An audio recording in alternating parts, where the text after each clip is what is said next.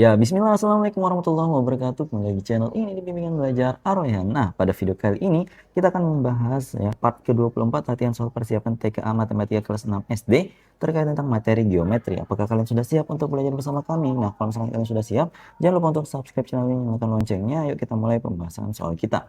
Dari soal nomor 66 kita baca dulu soalnya bersama-sama. Perhatikan sifat-sifat bangun datar berikut ini. Yang pertama, memiliki 4 sisi sama panjang. Yang kedua, sudut-sudut yang berhadapan sama besar. Yang ketiga, kedua diagonal yang berpotongan tegak lurus dan saling membagi dua sama panjang.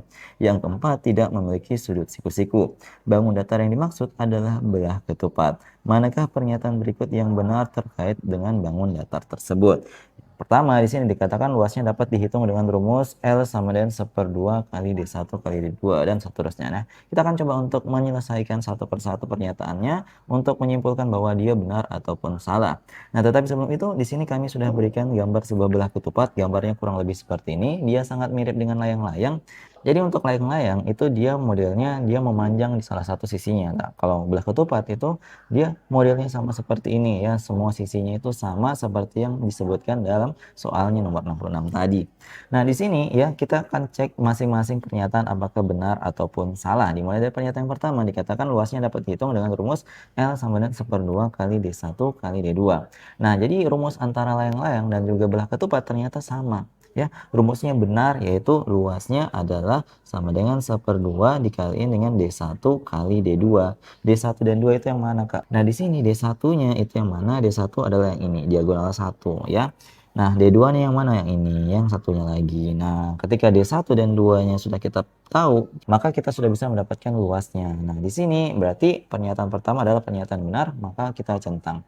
Lanjut untuk pernyataan kedua, bangun ini memiliki 4 simetri lipat. Apakah benar ataupun salah? Nah, tadi diagonal 1 dan diagonal 2 itu ternyata sekaligus sebagai simetri lipatnya. Simetri lipat adalah tempat di mana ya garis semu di mana kita bisa melipat gambar bangun datarnya tersebut menjadi dua daerah yang sama ya.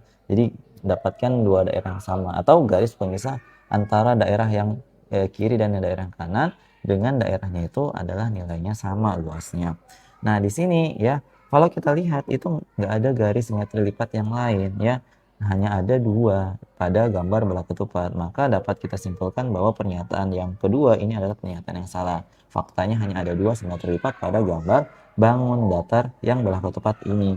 Nah, kita lanjut untuk pernyataan kedua. Jika salah satu sudutnya adalah 90 derajat, bangun ini berubah menjadi persegi. Nah, ternyata ini benar. Seandainya sudut-sudut yang ada di keempat sudutnya ini nilainya adalah 90 derajat, maka ini juga bisa disebut sebagai sebuah persegi.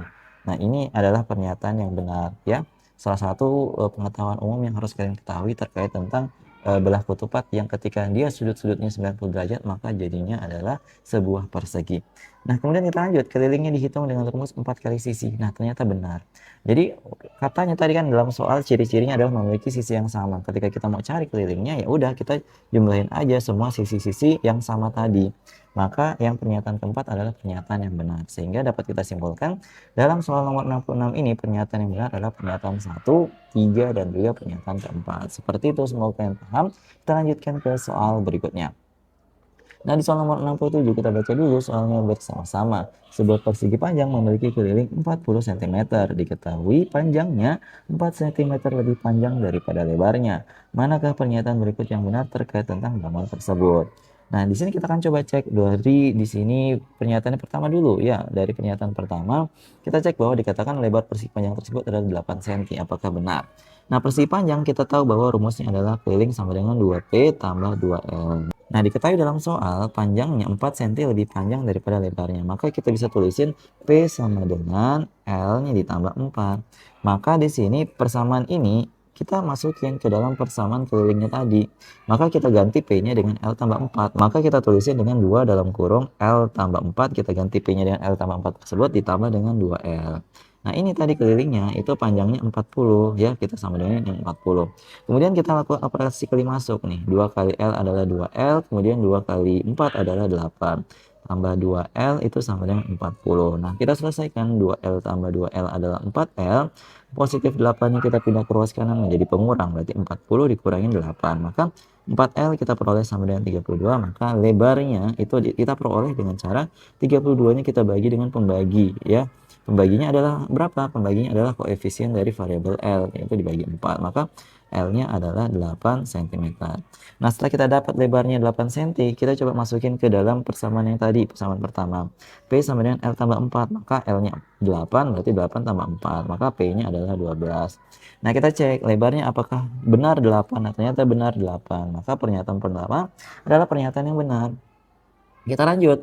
Pernyataan kedua, panjang persegi panjang tersebut adalah 12 cm. Dan ini cocok dengan apa yang kita dapat bahwa panjangnya juga adalah 12 cm.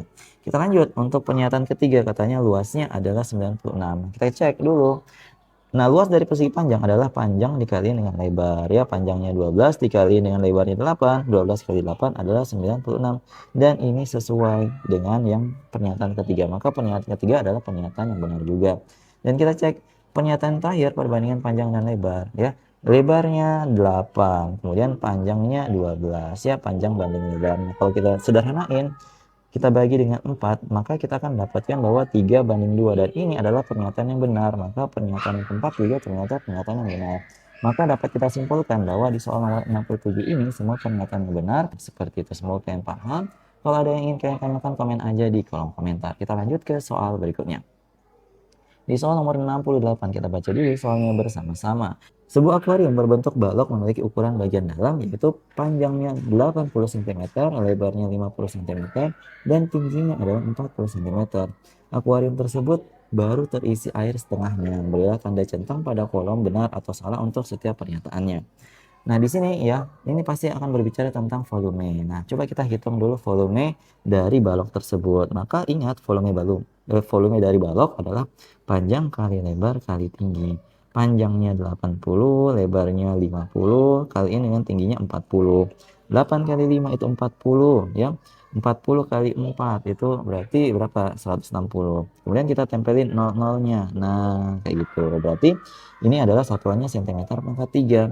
Nah, ingat bahwa 1 cm pangkat 3 ya, itu apakah bisa kita setarain dengan liter? Ternyata nggak bisa. Ternyata yang setara dengan liter adalah desimeter pangkat 3 ya. Jadi 1 desimeter pangkat 3 adalah 1 liter. Nah, ketika kita mau konversi cm pangkat 3 ke desimeter pangkat 3 karena dia naik satu tangga, maka dia harus dibagi dengan 1000. Maka kita akan peroleh nolnya kita coret, maka setara dengan 160 desimeter pangkat 3 atau setara dengan 160 liter ya. Satuannya adalah liter. Nah, kayak gini. Nah, kita cek untuk yang pernyataan yang pertama, volume penuh akuarium tersebut adalah 160.000 cm pangkat 3 atau setara dengan 160 liter ya. Nah, ini cocok, maka pernyataan yang pertama adalah pernyataan yang benar. Kemudian kita lanjut, volume air yang ada di dalam akuarium tersebut adalah 80 liter. Nah, tadi dalam soal disebutkan akuariumnya terisi setengah ya airnya. Maka kalau 160 kita bagi 2 ternyata cocok ya. Banyaknya air ternyata adalah sebanyak 80 liter, maka pernyataan yang kedua adalah pernyataan yang benar. Pernyataan C, jika ditambahkan air sebanyak 40 liter lagi, akuarium akan terisi penuh sampai bibir atas. Nah, coba airnya 80 ditambahin dengan 40. Kalau dijumlahin baru 120 liter. Nah, sedangkan kalau dia full, dia 160 liter. Tentu ini nggak sama. Maka pernyataan yang C adalah pernyataan yang salah. Maka centanglah di bagian salah yang untuk pernyataan yang C, seperti itu. Maka untuk soal yang kali ini dapat kita simpulkan pernyataan yang benar adalah A dan B, sedangkan yang C adalah pernyataan yang salah. Seperti itu, semoga kalian paham ya untuk penyelesaian soal kali ini. Nah, sebelum kita tutup dengan latihan soal, di sini kalau misalnya kalian tertarik untuk memiliki e-book untuk latihan soal yang dipisahkan per materi, kalian bisa cek ya e-book buatan kami, harganya terjangkau 24.000 saja. Cek link ada di kolom deskripsi untuk pembeliannya, dan juga tersedia untuk yang berbagai macam materi digabung dalam satu e-book, itu juga tersedia di kolom deskripsi. Oke, jadi itu dia tadi video pada pertemuan kali ini, ada 3 soal yang kita bahas. Kalau misalkan butuh latihan soal, di sini kami siapkan sebuah latihan soal yang cocok banget buat kalian kerjakan, silahkan kerjakan. Kalau misalkan kalian sudah tahu jawabannya berapa, silahkan komen aja di kolom komentar.